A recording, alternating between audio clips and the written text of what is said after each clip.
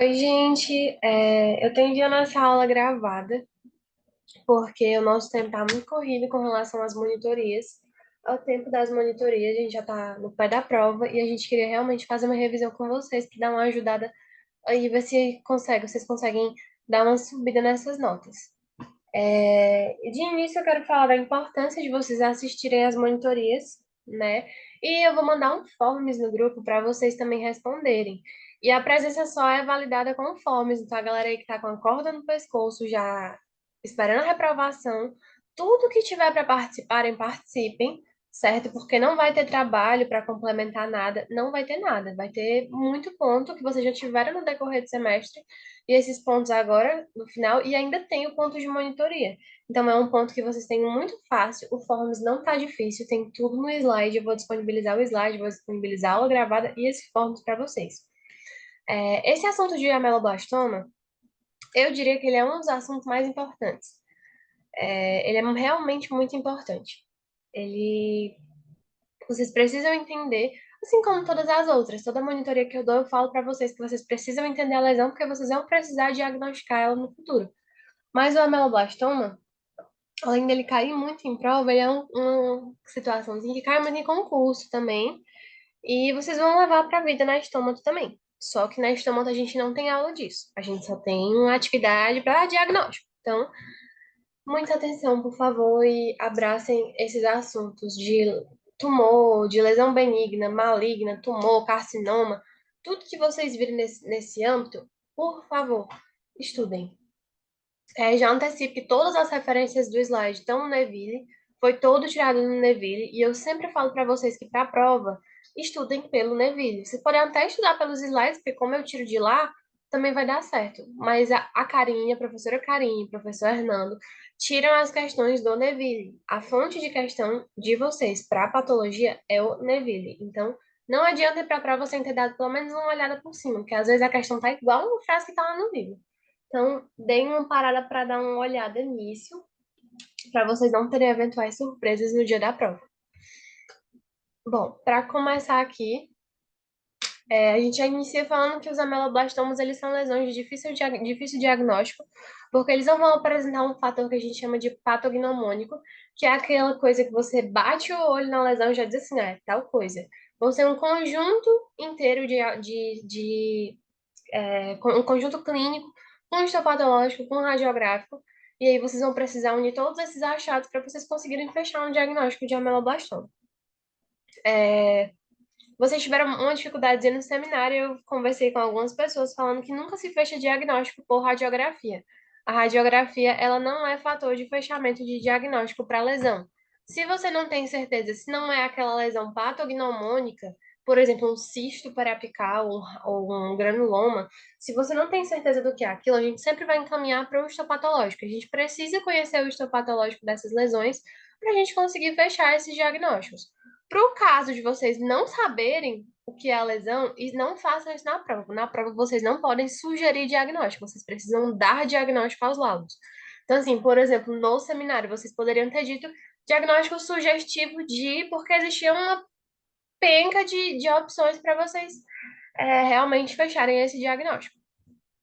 Bom, o ameloblastoma, ele é um dos mais comuns originados por tecido odontogênico. Eu coloquei exatamente aqui como está falando no Neville.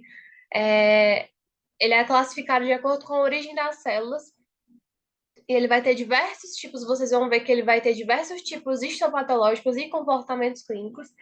E a origem histológica era o tecido odontogênico. Por isso que eu falei que o ameloblastoma ele é uma lesão de difícil diagnóstico, porque ele vai ter múltiplas apresentações. Ele vai ter a origem do epitélio odontogênico, ectomesênquima, em conjunto. Bom, a classificação dele, a gente vai ter o ameloblastoma como um tumor maxilar de epitélio odontogênico. Aqui a gente vai ter outros tumores. Alguns aqui vocês não vão chegar a ver, outros vocês já viram, como por exemplo odontoma, mixoma. Se não viram, vão ver. A gente, se eu não me engano, sou eu que dou essa monitoria para vocês. Eu vou mandar ela gravada também. Mas enfim. Bom, nas características gerais, a gente vai ter que não vai ter participação do ectomesenquima, ele é o tipo mais comum de tumor odontogênico. A prevalência dele vai ser relativa, vai ter uma soma de todos os outros tumores. Ele é benigno, não esqueçam, muita gente costuma confundir o ameloblastoma com lesão maligna. O ameloblastoma, apesar de muitas vezes ser agressivo, como está aqui no final, que ele vai ser localmente agressivo, ele ainda é um tumor de crescimento benigno. Tem um crescimento lento e geralmente ele é assintomático. Ele vai apresentar três variações clínicas, vai ter o ameloblastoma sólido, unilocular ou unicístico e o periférico. Vocês podem ver que a prevalência do sólido é muito maior do que a do unicístico e maior ainda do que a do periférico, né? Então vamos focar bastante nesse aqui. Bom, o ameloblastoma ele vai ter dentro dessas variações, essa variação multicística, galera, é o ameloblastoma sólido, tá? É o mais prevalente. O ameloblastoma, a variação multicística, a gente vai ter um que é mais comum, mas ele é raro em crianças. Então, se cair na prova, por exemplo, na prova teórica, falando que o tumor mais prevalente em crianças é o ameloblastoma, tá errado, certo? Tá errado. A predileção dele vai ser acima dos 20 anos de idade, pela predileção pelo sexo masculino, vai ter um achado maior em pessoas de raça parda e negros, e ele vai ser mais prevalente do que os demais casos. Então, como eu já falei para vocês, essa variação multicística ou sólida, vai ser mais prevalente do que o unicístico e mais prevalente do que o periférico. Aqui é só a porcentagem da probabilidade dele existir em ossos gnáticos. Isso aqui vocês não precisam saber. Pulem para a próxima. Mas como vocês podem ver, a prevalência maior dele é em mandíbula, na parte posterior de mandíbula. Bom, radiograficamente, ele vai ser uma lesão radiolúcida. Quando ele for multilocular, ele vai ter esse aspecto de bolhas de sabão ou favos de mel. Isso é uma coisa, eu sempre falo para vocês as questões que matam a questão na prova. Isso é uma característica muito particular do ameloblastoma multilocular ou multicístico. Vai ser favos de mel ou bolhas de sabão. O unilocular, ele vai se apresentar como uma lesão única, como se fosse um cisto, um aspecto de cisto, e ele vai se apresentar principalmente em estágios iniciais. Margens festonadas, pode haver expansão de cortical, né? Esse é um ponto também muito importante. Chegar lá, tiver um laudo, aspecto radiográfico, aí tiver lá bolhas de sabão, expansão de cortical, vocês já podem começar a pensar na possibilidade de um ameloblastoma. E aí, quando vier esse último ponto aqui, reabsorção radicular em lâmina de faca, esse ponto é muito importante. O ameloblastoma, deixa eu ver aqui, pronto, tem aqui. Ele vai reabsorver raízes de dentes e ele vai dar um aspectozinho de como se fosse uma reabsorção em lâmina de faca. Reabsorção em lâmina de faca seria exatamente essa situação aqui. O tumor ele cresce, e aí a raiz do dente, ela fica como se tivesse uma pontinha, fica como se fosse afiada. Isso a gente chama de reabsorção em lâminas de faca. Aqui também é o aspecto favos de mel, aqui é o multicístico, certo? Enfim, nesse tipo a gente vai encontrar padrões histopatológicos. Para cada uma das variações do ameloblastoma, a gente vai ter padrões histopatológicos. Isso pode confundir muito vocês, então fiquem muito atentos às características que são particulares de cada variação. O primeiro padrão que a gente vai ter aqui vai ser o padrão folicular. Ele vai apresentar ninhos que lembram órgão de esmalte, ninhos e ilhas tumorais, células colunares. Isso certeza tem um laudo de prática. Células colunares com polaridade invertida. Vocês vão ver que as células colunares elas vão ser bem particulares do ameloblastoma e essas de polaridade invertida elas vão estar bem na periferia do epitélio. Isso é muito importante. Células frouxamente dispostas, retículo estrelado, certo? Retículo estrelado é uma característica também muito forte, que vocês precisam observar e pode apresentar degenerações císticas. Então, para a prova, coisas importantes a se observar quando aparecer um laudo. Ninhos e ilhas tumorais que lembram órgão do esmalte, células colunares com polaridade invertida e Viu retículo estrelado, padrão folicular, certo? Não sei se ela vai cobrar na prova que vocês coloquem o padrão. Acredito que ela vai pedir só o diagnóstico. Então, ameloblastoma multicístico. Não, se ela pedir o padrão, não sei informar para vocês se ela vai pedir o padrão. Se ela pedir o padrão, células colunares com polaridade invertida, retículo estrelado, padrão folicular.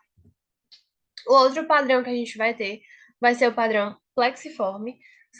Isso cai muito na teórica, gente. Essa parte aqui é muito teórica. Eu acredito que na prática ela vai cobrar realmente só vocês darem diagnóstico de ameloblastoma. Não vai pedir para vocês dizerem um tipo de padrão. Mas na teórica cai com certeza. Longos cordões anastomosados, raras formações císticas e quando presentes elas vão estar no estroma e o estroma arranjado frouxamente.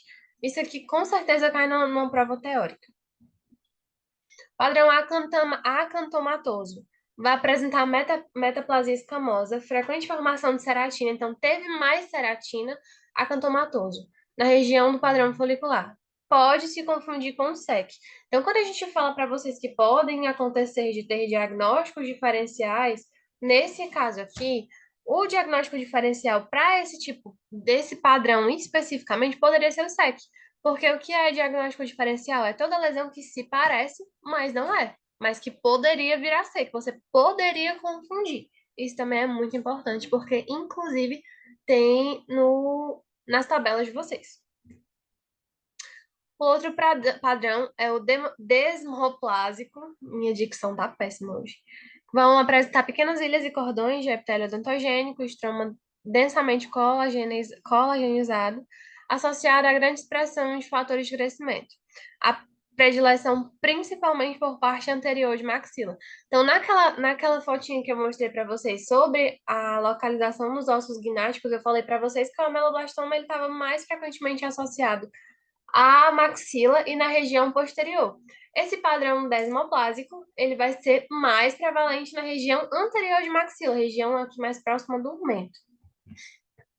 Tratamento, ele vai se constituindo nucleação, osteotomia e pode ser necessária a ressecção em bloco. Eu vou explicar essa questão da ressecção em bloco. Eles são localmente agressivos, então você não pode fazer uma ressecção, por exemplo, deixando uma margem, deixando partes do tumor. Você precisa realmente ter uma margem de segurança para fazer esse tipo de ressecção. Na biópsia incisional, vai precisar ser realizada uma hemimandibulectomia. E a recidiva dele é de até 15%. É considerada uma porcentagem bem significativa, por isso a necessidade de haver uma margem de segurança, certo? Aqui a gente já vem para outra variação, que seria a variação unicística. A prevalência dele é de 10 a 46% de todos os ameloblastomas, então é muito prevalente, não tanto quanto o multicístico, mas não deixa de ser muito prevalente. Ele acomete principalmente pacientes na segunda década de vida, também tem um crescimento lento e geralmente assintomático, e a região mais comum, como eu falei para vocês, posterior de mandíbula.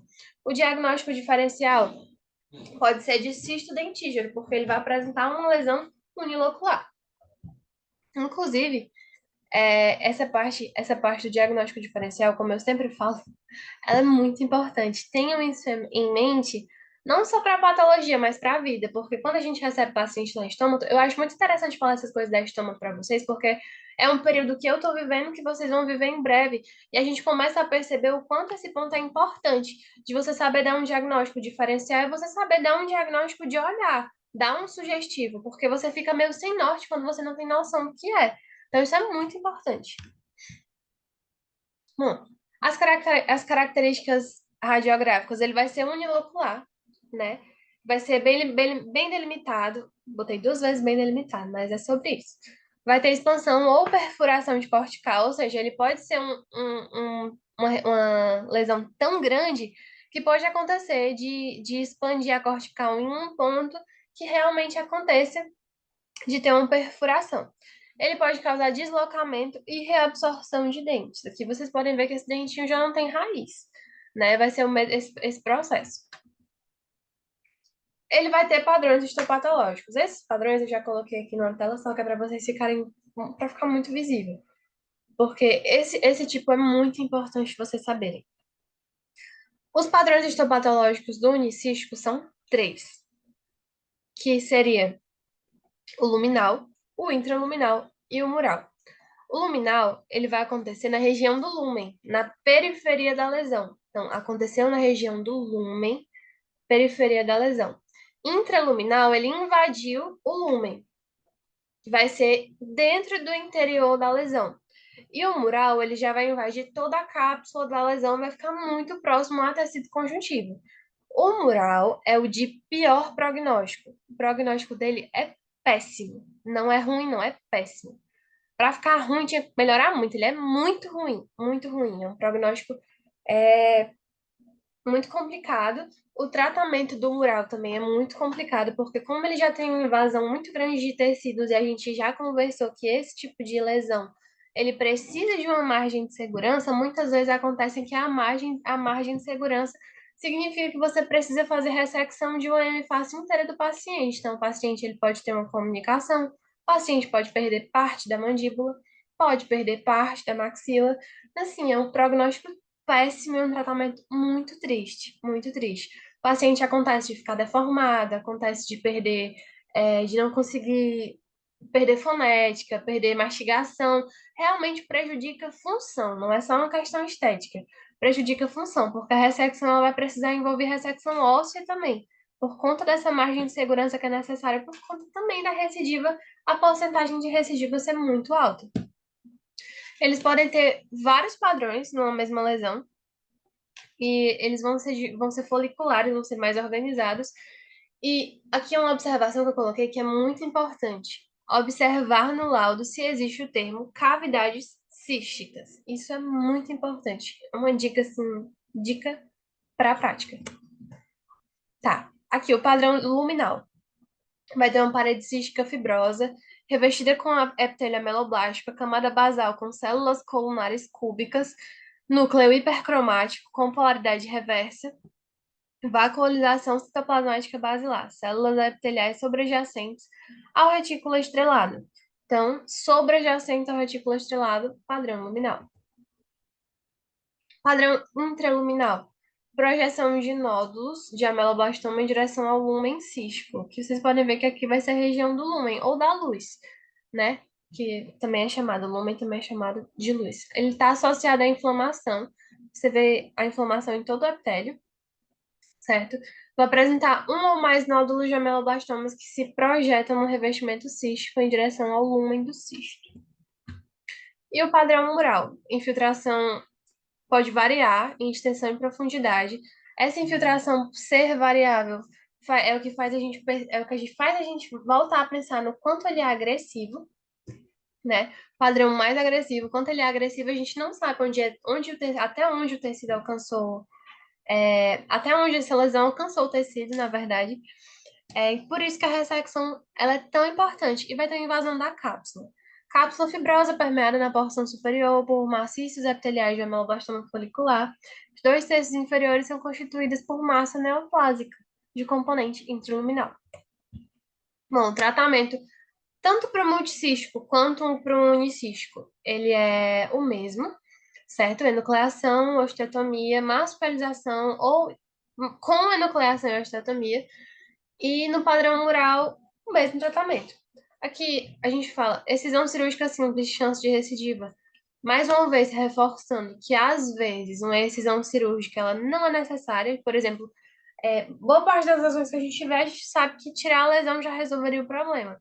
Nesse caso aqui, não adiantaria tirar a lesão, né? Precisaria ter uma margem de segurança para evitar a recidiva, até porque a recidiva não seria algo favorável para o paciente, porque, como eu falei para vocês, ele é uma lesão que, apesar de benigna, ele é muito agressivo.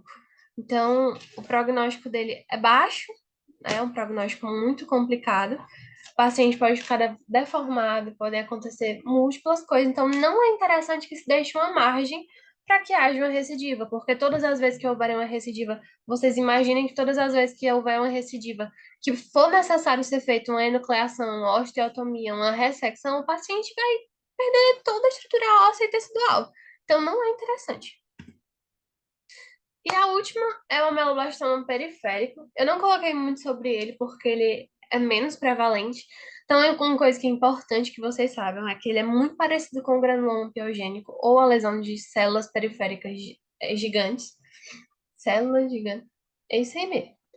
Epitélio semelhante ao ameloblastoma sólido folicular ou é o plexiforme. Então, o histopatológico vai ser praticamente o mesmo. E o tratamento é o mesmo tratamento, incisão cirúrgica simples. E a recidiva, muito provável que haja recidiva dentro desses procedimentos de excisão cirúrgica simples, recidiva de 20 a 25%. Como já comentei com vocês, as referências são do Neville. Estudem pelo Neville, deem uma olhada. Todas essas informações estão lá. Talvez estejam até, talvez não, com certeza estão até muito mais explicadas. Então, assim, não acho a linguagem do Neville difícil, eu acho que é super prática. Vocês têm ele em PDF. Quem não tiver, é só pedir que eu envio. Não precisa nem pegar o físico, não precisa ir na biblioteca online. Tem o PDF dele. Então, assim, deem uma olhada no livro. Todas as vezes eu falo isso, vocês falam que não foram bem na prova teórica, sendo que eu sei que na prova teórica só cai o Neville. Então, deem uma olhada no Neville. Respondam ao Forms também. É, ele vai validar a presença de vocês na monitoria. Vou lembrar de novo que a monitoria está valendo ponto e a gente não vai dar monitoria para quem não comparecer. Como a monitoria foi gravada, o Forms vai ser a forma da gente validar a presença. Qualquer dúvida, vocês podem chamar no WhatsApp, qualquer hora, não importa a hora, eu respondo assim que der.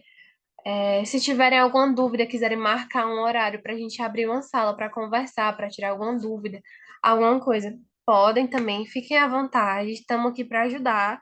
A gente já está no finalzinho, se arrastando mais no finalzinho. E aí a próxima monitoria eu acho que é da Letícia. E aí depois eu vou marcar ou online, ou eu vou gravar também a outra monitoria, que se eu não me engano, a minha próxima monitoria é de tumor marrom, mixoma. Enfim, não lembro. Vou dar uma olhada. Mas é isso, gente.